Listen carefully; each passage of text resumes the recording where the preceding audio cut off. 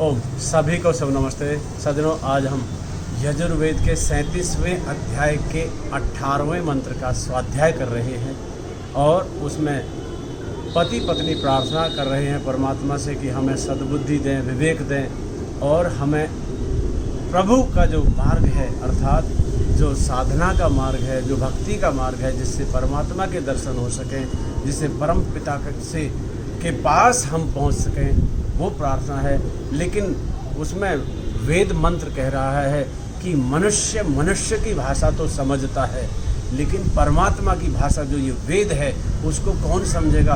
उसको देव लोग समझेंगे। आप जैसे जो देव पुरुष हैं अर्थात देवों की ये वाणी है, ऋषियों की वाणी है, इसको समझने के लिए देवों जैसा मस्तिष्क चाहिए।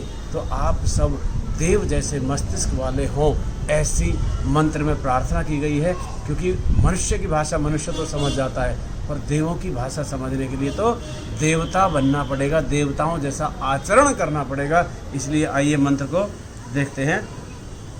पति पत्नी प्रभु की स्तुति करते हुए कहते हैं कि नंबर 1, हे प्रभु आप सब भूलोकों के पति हो। सारे भूलोक जितने भी हैं इस ब्रह्मांड के अंदर, उन सब के आप पति हो, उन सब के आप स्वामी हो। और वे सब लोग जिनमें प्राणी हैं वे भू कहलाते हैं। जिनमें भी प्राणी हैं, ये धरती है, विश्व में और कितने ही ऐसे सौर मंडल के अंदर ग्रह उपग्रह हैं, वहाँ जीवन है। तो उन सब में भी जितने भी प्राणी हैं उन सब के आप ही पिता हैं। नंबर 2, इनमें रहने वाले प्राणियों के मनों की रक्षा प्रभु द्वारा ही होती है। इन सभी ब्रह्मांड के जो भूलोक हैं उन सब में रहने वाले प्राणियों की रक्षा आप ही करते हैं। सबके मनों के रक्षक प्रभु आप ही हमारे मनों को वासनाओं के आक्रमण से बचाते हैं। हमारे मन में, हमारे मस्तिष्क में, हमारे हृदय में किसी प्रकार की वासनाएं घर ना कर जाएं, उनसे भी विवेकशील मस्तिष्क बना करके आप ही हमें बचाते हैं, हमारी रक्षा करते हैं। नंबर 3, संपूर्ण वचनों के पति प्रभु, संपूर्ण वेद वाणी के स्वामी आप ही हैं। यानी कि वेद मंत्रों में जो ज्ञान भरा हुआ है, जो मनुष्य मात्र का संविधान है, उसके रचयिता आप ही हैं। आपके ही मुखारविंद से वह मंत्र, वो श्लोक सारे प्रस्फुटित हुए। हृदयस्थ रूप से संपूर्ण वचनों के आप ही पति हैं। हमारे हृदयस्थ में जो भी ज्ञान है, जो हम वेद से ले रहे हैं और गुरु परंपरा से ले रहे हैं और किसी साहित्यिक माध्यम से ले रहे हैं, उस सब ज्ञान के आप ही पति हैं। हृदय में आपकी वाणी उच्चरित हो रही है, आपकी ही वाणी हमारे हृदय में तरंगित हो रही है, वह ही बोली जा रही है और हम उसको सुन पाते हैं। परंतु उस वाणी को सब नहीं सुन पाते। यहाँ किंतु परंतु लग गया है वेद के अंदर कि परंतु उस वाणी को सब नहीं सुन पाते। उस वाणी को वह ही सुन पाते हैं जो परमात्मा के रास्ते के पथ के पथिक बनते हैं। कारण यही है कि नंबर 4, आपकी वाणी को देव पुरुष ही सुनते हैं, जो देवत्व अपने अंदर धारण करते हैं, जो किसी की हिंसा नहीं करते, जो किसी को सताते नहीं, जो बेईमानी और किसी भी जो गलत रास्ते से धन नहीं कमाते, जो अपने मस्तिष्क पर अंकुश रखते हैं, अपने विवेक पर, अपने मन और अपनी इंद्रियों पर, इंद्रिय रूपी घोड़ों को जो खुला नहीं छोड़ते, उनको लगाम लगा के रखते हैं, वह ही उसमें सफल होते हैं, सुन पाते हैं। नंबर 4, क्योंकि आप देव हो, मनुष्यों की वाणी को जैसे मनुष्य सुनता है, इसी प्रकार उस महान देव की वाणी को देव ही सुन पाते हैं। सामान्य लोग तो सुनते हुए भी उसे सुनते नहीं। नंबर 5, हे प्रभु आप ही शक्ति हो। हमें शक्ति देने वाले आप हैं और आप ही परम शक्ति हैं। सर्व महान शक्ति आप ही की है। प्रभु का उपासक भी इस शक्ति से शक्ति संपन्न हो जाता है। जो प्रभु का सच्चे रूप में उपासक है वह उस शक्ति से शक्ति संपन्न हो जाता है और वो शक्ति संपन्न होकर के शक्ति के कार्य करता है। नंबर 6, हे प्रभु आप देव हैं और देवों की रक्षा करते हैं। जो देवत्व अपने अंदर धारण करते हैं, जो राक्षसी वृत्तियों से दूर रहते हैं, उनकी आप ही रक्षा करते हैं। जो भी देव बनने का प्रयत्न करता है वह उस महादेव की रक्षा का पात्र होता है।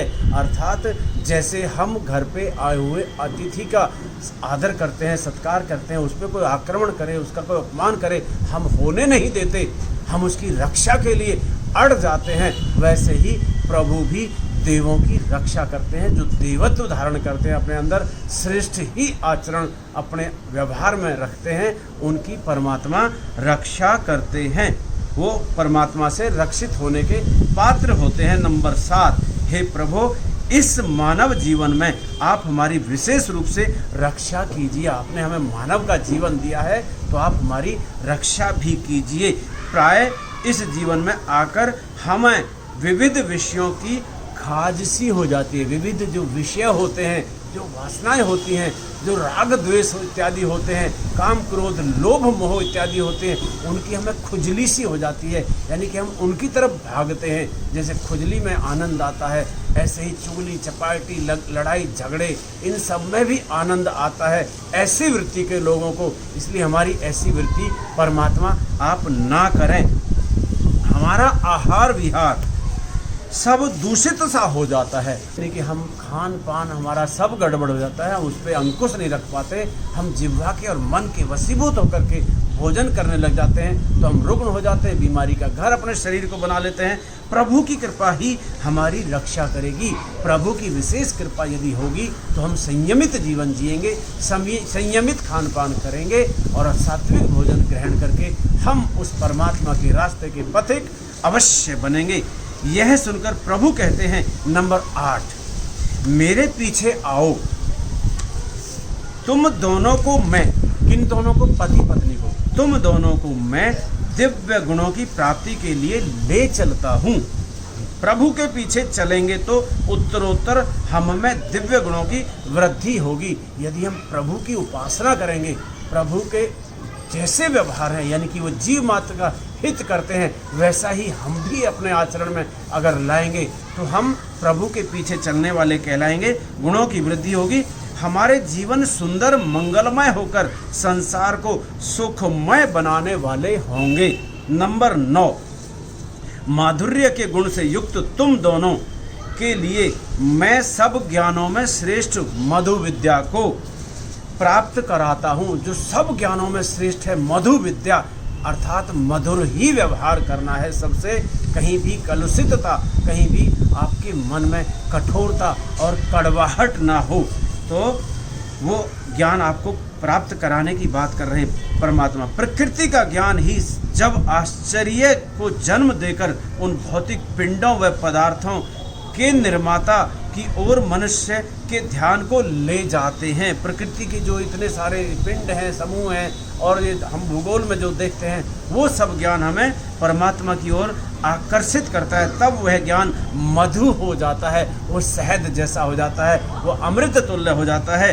नंबर 10, माधुर्य के साथ गति करने वाले तुम दोनों के लिए मैं माधुर्य को प्राप्त कराता हूँ, मधुरता को प्राप्त कराता हूँ, और उसी के अनुसार तुम्हारा आना जाना भी मधुर हो जाता है। आना जाना अर्थात इस जन्म को धारण करना, इस जीवन में मनुष्य योनि में आना और मनुष्य के जीवन को पूरी तरह से श्रेष्ठता के साथ जी करके कल्याण का कार्य करते हुए दूसरों का आप जब जाएंगे, यहाँ से विदा लेंगे, तो आपका आना भी सार्थक हो जाएगा, आपका जाना भी सार्थक हो जाएगा। आपको आने से भी लोग प्रसन्न होंगे और आपके जाने के बाद भी लोग दुखित होंगे, आपको याद करेंगे, आपकी स्मृतियों को वो अपने अंदर धारण करेंगे, आपके रुके हुए कार्यों को पूर्ण करने का प्रयास करेंगे। भावार्थ है मंत्र का, प्रभु के अनुगमन के 3 लाभ हैं।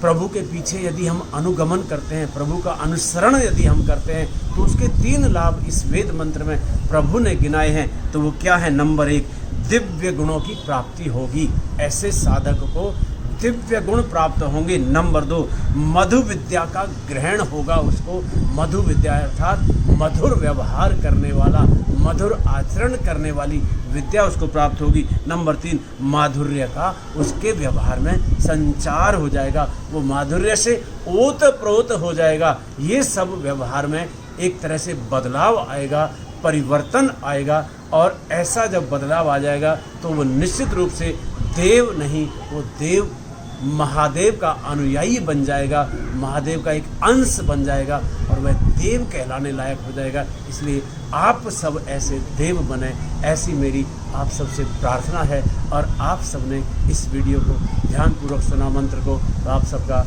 हृदय से धन्यवाद। ओम शुभ नमस्ते।